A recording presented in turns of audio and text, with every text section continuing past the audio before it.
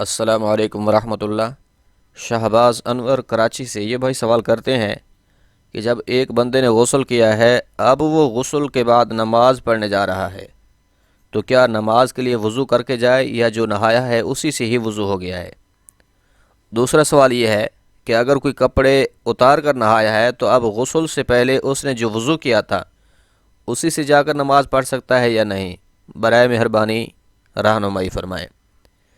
دیکھیں بھائی، ترمذی شریف میں ایک حدیث حضرت امی عائشہ صدیقہ رضی اللہ تعالی عنہا سے روایت ہے۔ آپ فرماتی ہیں کان النبی لا یتوضأ بعد الغسل، کہ حضور نبی رحمت صلی اللہ علیہ وسلم جب غسل فرما لیا کرتے تھے تو اس کے بعد وضو نہیں کرتے تھے۔ اب اگر کسی آدمی نے غسل کیا، وضو میں جو فرائض تھے جن کا ادا کرنا ضروری ہے، جن کے بغیر وضو ہوتا ہی نہیں ہے، وہ کتنے ہیں؟ وہ 4 ہیں۔ نمبر 1 پر ہے مکمل چہرہ کا دھونا، نمبر 2 پر ہے ہاتھوں کو کوہنیوں سمیت دھونا، نمبر 3 پر ہے سر کا مسح کرنا، نمبر 4 پر ہے پاؤں کا ٹخنوں سمیت دھونا۔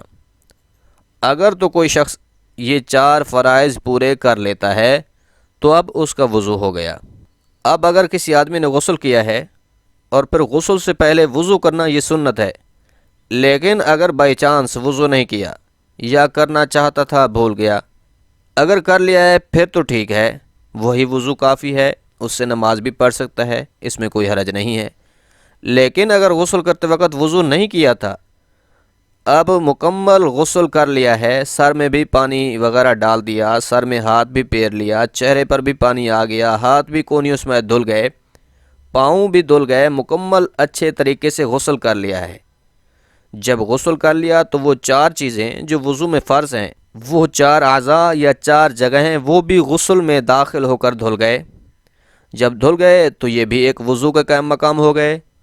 لہٰذا اب وہ اگر نماز پڑھنے جائے گا تو الگ سے وضو کرنے کی ضرورت باقی نہیں رہتی، غسل کے بعد بغیر وضو کیے نماز پڑھ سکتا ہے، کیونکہ وضو تو پہلے ہی ہو چکا ہے، وضو تو اس کا موجود ہے۔ اب وہ سیدھا جا کر نماز پڑھ سکتا ہے، نیا وضو نہیں کرے گا۔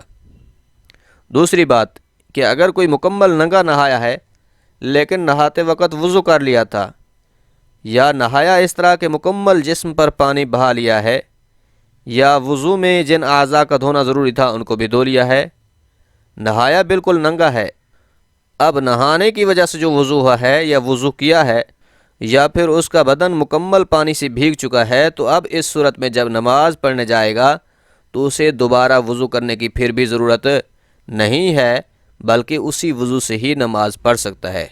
اس کو اگرچہ اکثر لوگ غلط سمجھتے ہیں، ان کا خیال ہے کہ اگر اس طرح کر کے کوئی ننگا نہایا ہے تو اب اس کا وضو نہیں ہوا۔ اسی لیے ان مسائل کا سمجھنا بہت ضروری ہے۔